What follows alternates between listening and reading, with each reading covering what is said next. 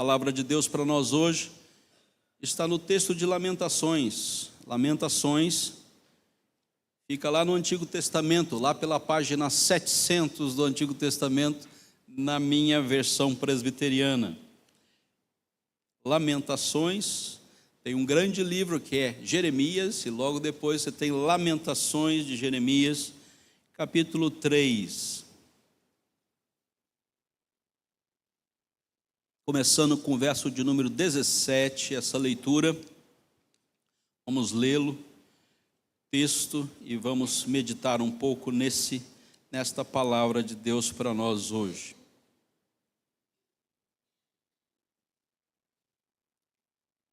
Lamentações, capítulo de número 3, começando com o verso de número 17.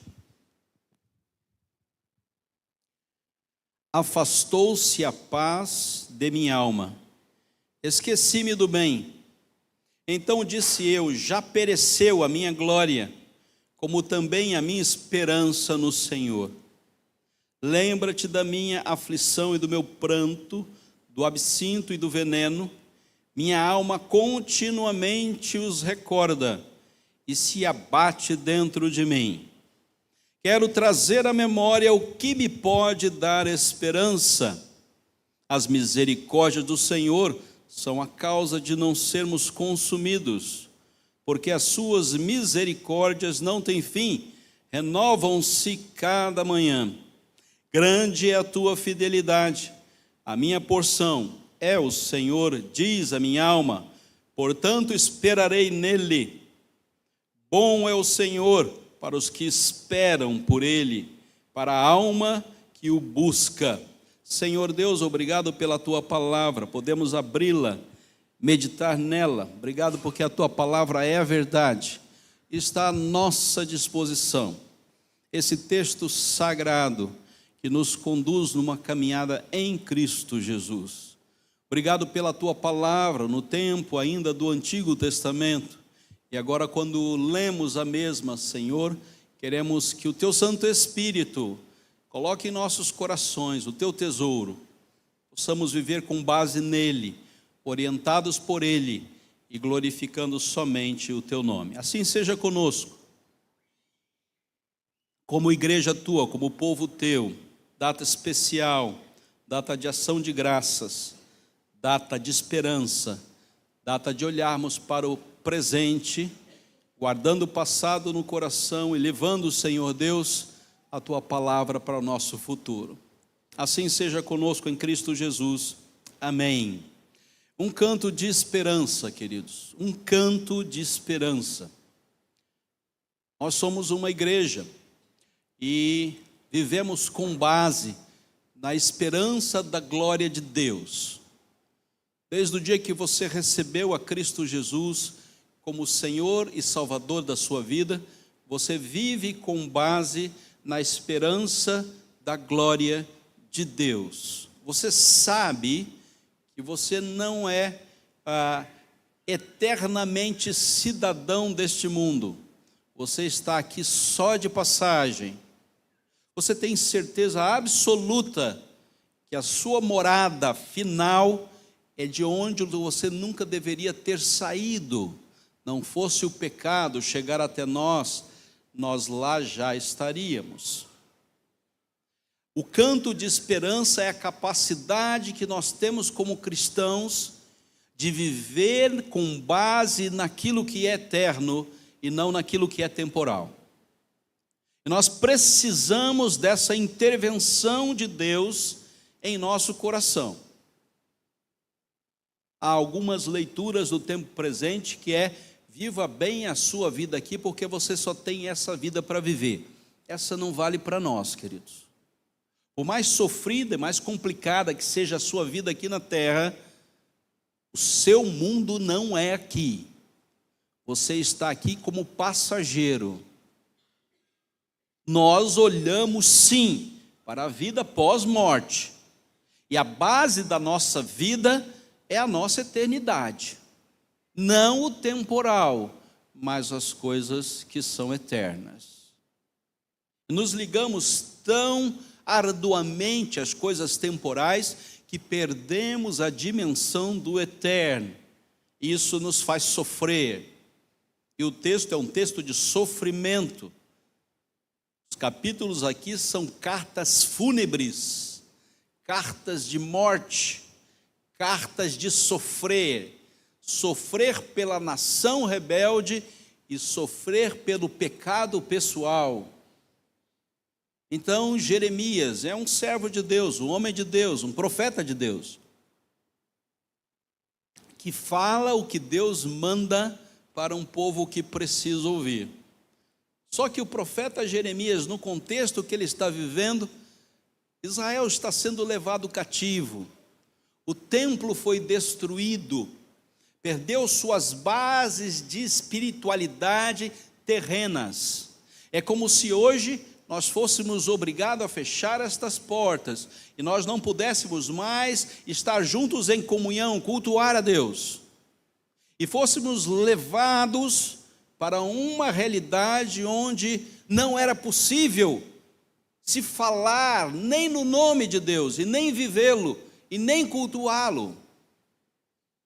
Isso nos levaria para um estado de sofrimento muito grande, porque todos nós temos a Deus como o único Deus e o Deus verdadeiro. Portanto, Jeremias está dentro desse contexto, um contexto de sofrimento, onde não é possível viver integralmente a sua espiritualidade.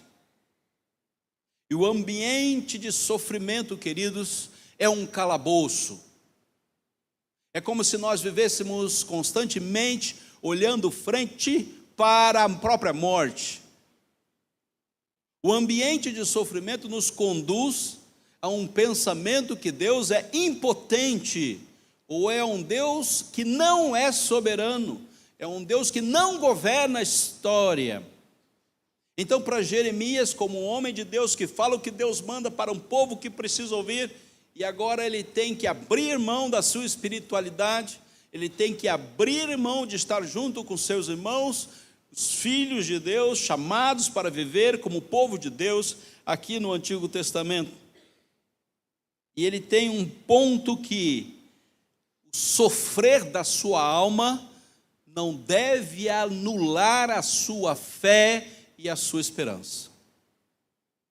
Por mais sofrida que seja a história dessa igreja, nenhum dos sofrimentos tais fez-nos perder a fé e a esperança que temos somente em Deus.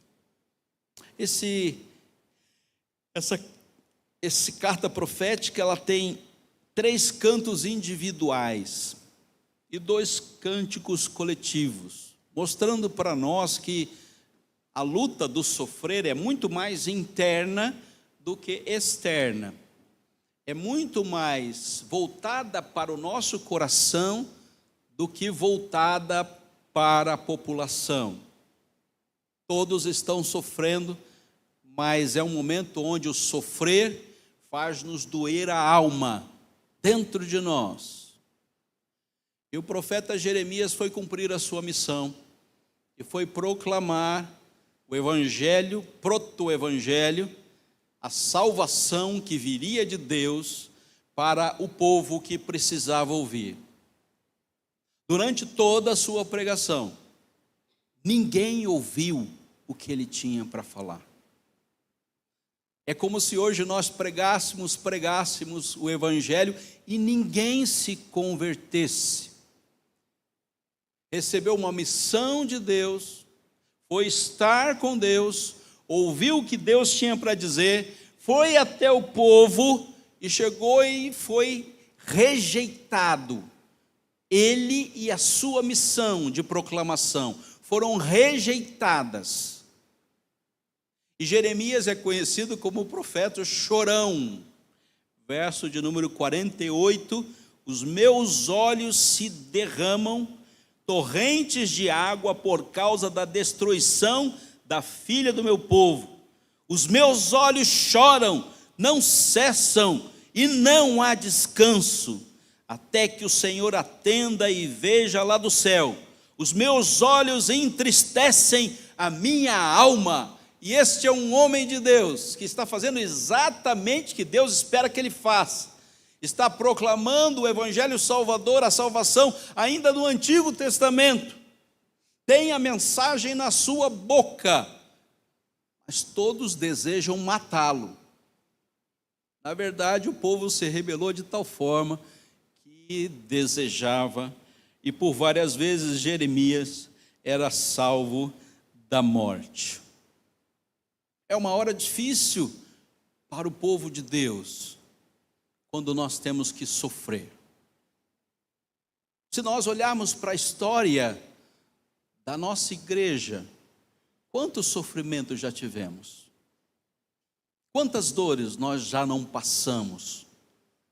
São 43 anos, como nós já sofremos como povo de Deus.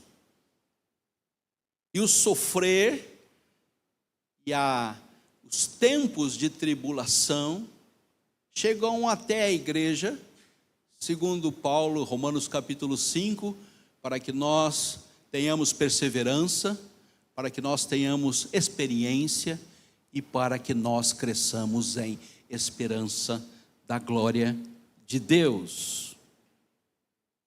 E para mim já chega uma mensagem que diz: olha, você está sofrendo muito, está sofrendo demais. Eu acho que Deus está querendo que você cresça em esperança, que o seu coração se encha de esperança. Quando está tudo bem, a gente não precisa de esperança. Quando está tudo certo, a gente não precisa de esperança. Está muito bom aqui, está muito tranquilo aqui. Mas o tempo de sofrimento virá. E quando ele vier, saiba que Deus quer que você cresça na esperança da glória dele. Ele quer que você olhe mais para Ele mesmo, Deus. Ele quer que você, que está sentado nos lugares celestiais em Cristo, Efésios capítulo 2, passe a viver com base mais nesta informação e menos na informação que você é um cidadão da terra. Ele não está tão preocupado com o trabalho que você tem para realizar, meu querido. Ele está preocupado com o tempo e com a relação que você tem com Ele, Deus. E uma igreja há 43 anos pode ter grandes sofrimentos. E essa igreja aprendeu a passar por tribulações. É uma igreja que sabe sofrer. E uma igreja que sabe sofrer é uma igreja que olha para o alto, que olha para Deus. E para de olhar para as mesmices desta terra. Porque as coisas hão de se repetir. O servo de Deus sempre será rebelde. O povo de Deus sempre precisará de correção. Isso não vai mudar nunca. Se o mar se abrir na nossa frente, nós talvez gostaremos de voltar para o Egito, porque lá comíamos bem e tínhamos sepulcros para ser sepultados. Então, queridos, a palavra de Deus é muito importante para nós hoje, porque num aniversário a gente tem que aprender que somos povo de Deus e que precisamos olhar mais para Deus do que para nós mesmos, mais para o alto e menos para as coisas daqui da terra. O sofrimento é grande, queridos. Capítulo 3, e eu vou fazer a sequência do sofrimento. Capítulo 3, verso 1, tristeza. Já ficou triste? Você vai sofrer por ela. Muitas coisas vão acontecer na sua vida e vai trazer tristeza para o seu coração. Traumas, mágoas, ressentimentos, dores. O profeta teve que aprender a lidar com a tristeza. Ah, Deus, eu sou crente, por que eu estou triste? Porque você tem que aprender a viver com a tristeza, a conviver com ela, a se relacionar com ela. Deus, por que tira essa tristeza do meu coração? Não, ela não vai sair de lá. Você tem que aprender a lidar com ela, meu querido. Você tem que aprender que no meio do sofrimento, você tem que olhar e guardar a fé e a esperança no seu coração. Verso 2, a escuridão. É um servo de Deus que está sem rumo, está desempregado, perdeu seus valores, não tem recursos, todos o querem matar, a mensagem dele não é benquista. Ponto 7, o aprisionamento. Ele está sem saída, não há solução para o seu sofrimento.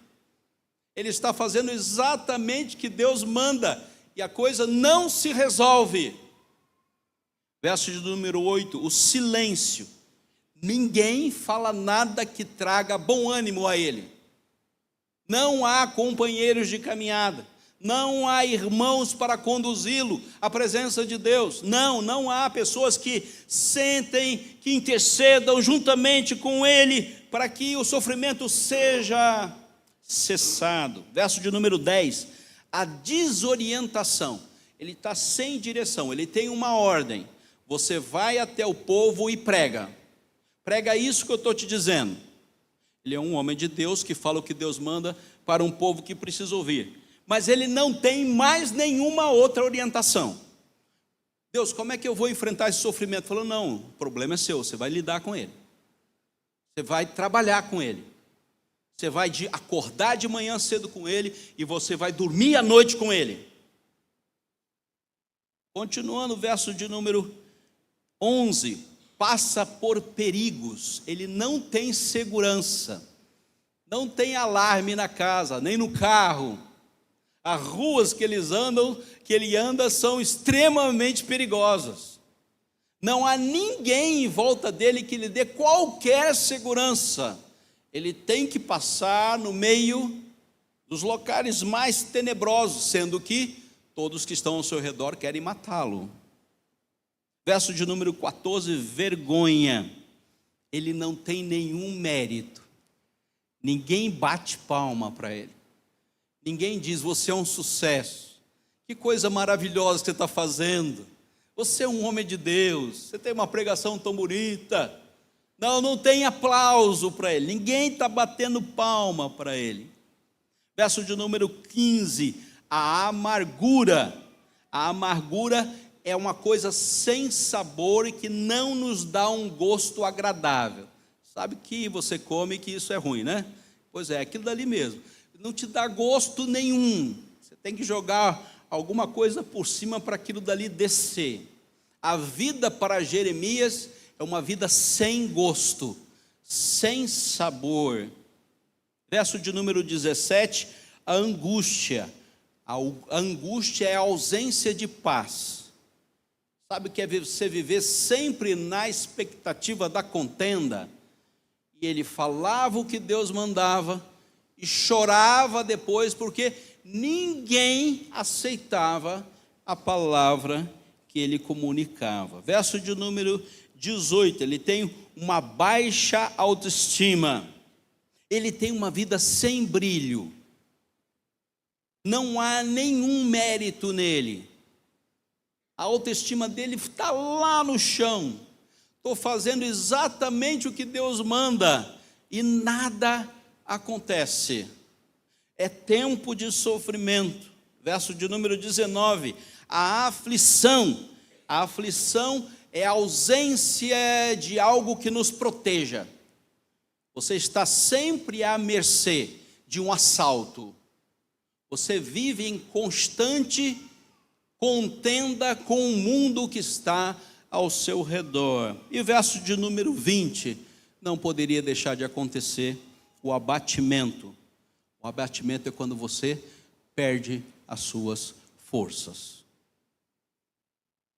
Imagine uma caminhada de uma igreja que sofre, uma igreja que padece, uma igreja que não tem a menor possibilidade de cantar o canto da esperança, de dizer, Deus está acima de tudo isso. E ele fala, verso de número 17: afastou a paz da minha alma, eu vivo em contenda comigo mesmo. Deus me abandonou, e eu me esqueci de tudo que é bom. E este homem é um servo de Deus, que está falando o que Deus manda para um povo que precisa ouvir. Esse homem é um servo de Deus, que está na igreja, no povo de Deus, fazendo exatamente o que Deus espera dele. Mas o seu coração e a sua alma estão em frangalhos. Então disse eu: já pereceu a minha glória, não tem nenhum sentido o que eu estou fazendo, como também a minha esperança no Senhor. Ele não tem mais uma visão da glória.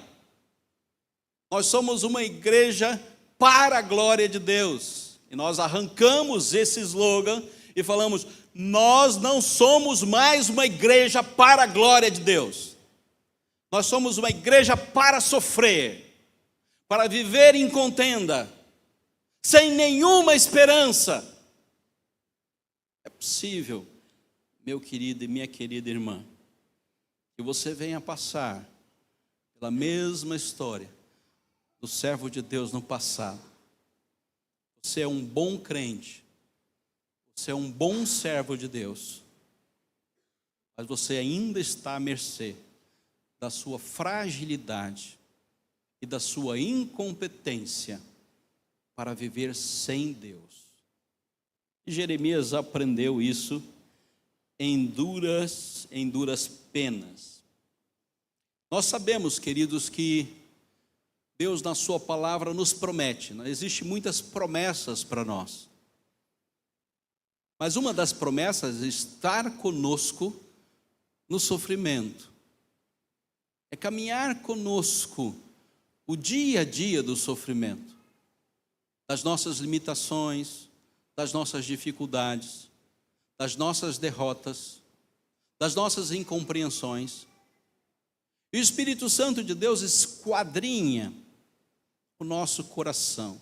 Ele sabe cada centímetro da base onde nós tomamos nossas decisões. Ele tem milimetricamente estabelecido aquilo que gera decisão nos nossos corações. Ele sabe cada uma dessas decisões que você tem por tomar, e não tirou Jeremias dessa. Jeremias teve que continuar, teve que manter a sua missão de pé.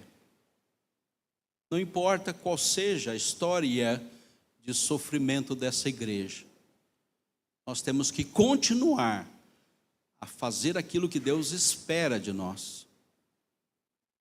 O grupo de irmãos que se reúne aqui deve manter viva a chama do Evangelho.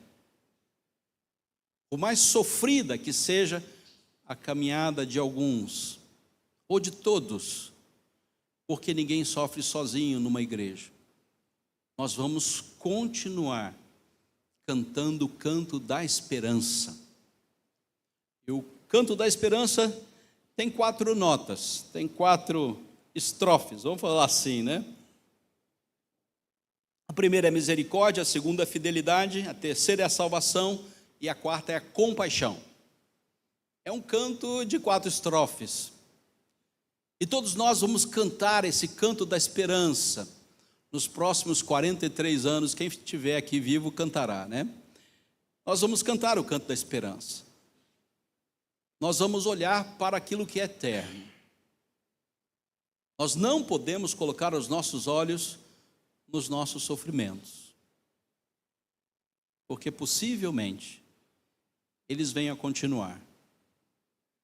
Você não seja livre dele. Você tem que carregar esse sofrimento durante toda a sua vida. Ah, pastor, o meu filho não se converte, não aceita Jesus, não vem para a igreja comigo. Ah, pastor, vida financeira está muito difícil, vivo desempregado. Minhas condições mentais não são muito boas, tem que tomar um remedinho de vez em quando. Minhas condições físicas da mesma forma. Minhas limitações só aumentam, nunca diminuem. Cada vez eu sofro mais, eu padeço mais. Meus transtornos estão se multiplicando. Eu tenho que achar alguém que me ajude, porque cada vez eu estou pior. Não consigo mais pedalar, tenho que ficar em casa. As pernas não têm mais força. Os sofrimentos continuarão. Mas nós cantamos um canto de esperança. Nós cantamos um canto de glória eterna. A primeira estrofe fala das misericórdias. E a ação misericordiosa de Deus, verso de número 22. Diz a palavra de Deus: as misericórdias do Senhor são a causa de vocês não serem consumidos. O sofrimento está aí para te destruir, mas a misericórdia é Deus trazendo-o bem a perto e abraçando fortemente você. Ele diz: olha, você está comigo, não tenha a menor dúvida, você está nas minhas mãos. Eu mandei você pregar uma mensagem, ninguém recebeu essa mensagem, querem te matar, mas você está abraçado por mim, diz Deus. As misericórdias vão estar com você até o fim, porque as misericórdias de Deus são e vêm da eternidade para nós. Por mais complicada que seja a linha de sofrimento que o cristão esteja passando, a misericórdia de Deus nunca nos abandona. E a dimensão nunca é humana, mas é eterna. Nunca é temporal, mas é eterna. Então, meus queridos, todos podem te abandonar, mas Deus nunca abre mão de você. Ele sempre vai trazer você bem para perto dele. E qual a intensidade dos seus sofrimentos e limitações, Deus mais o abraçará e trará junto dele, para que você sinta o batimento da vida de Deus e não a sua. O seu coração pode parar, mas o de Deus não para. Ele é eterno. E Ele vai com você aonde precisar ir, com um alto grau de misericórdia. Não há nenhuma chance que a misericórdia de Deus falhe para conosco. A segunda estrofe é a estrofe da fidelidade. Ainda que nós sejamos infiéis, Deus sempre será fiel. Ele sempre vai bater na mesma tecla.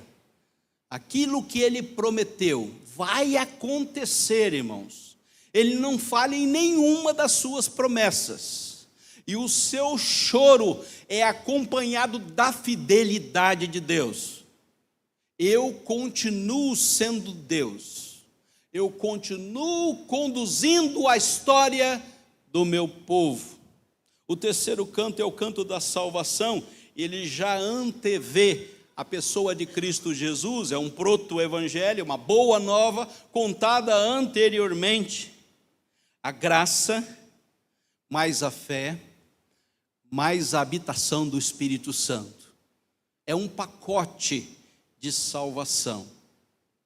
A graça chega até você, dá-lhe condições para que você venha a receber a fé, presente de Deus, e não feitura humana. A fé que é feitura humana é uma fé humanista, leva você até a morte somente. A fé produzida por Deus, enviada por Deus, aumenta-nos a fé. Essa fé é eterna, vem até você do alto e enche o seu coração em cada necessidade. E o Espírito Santo de Deus há de habitar no seu coração e há de selá-lo para o dia da glória. Em último lugar, o canto a estrofe da compaixão. E a compaixão, por definição, é um amor intenso no meio do sofrimento. E o cristão, quando sofre, tem uma intensidade de amor divino tão grande, tão forte, que o mantém de pé. Não tem nada e nenhum sofrimento vai tirar de você as firmes convicções que o Espírito Santo trouxe à sua vida para que você estivesse com Ele. Termino, queridos, com 2 lições, com 2 aplicações apenas. A primeira aplicação diz: não importa o que esteja passando, você pode escolher concentrar-se no caráter imutável de Deus. Você pode escolher. Você é cristão, é um servo de Cristo. Você pode escolher se concentrar nos atributos divinos e menos na história humana e menos nos recursos humanos. Concentre-se naquilo que Deus está falando.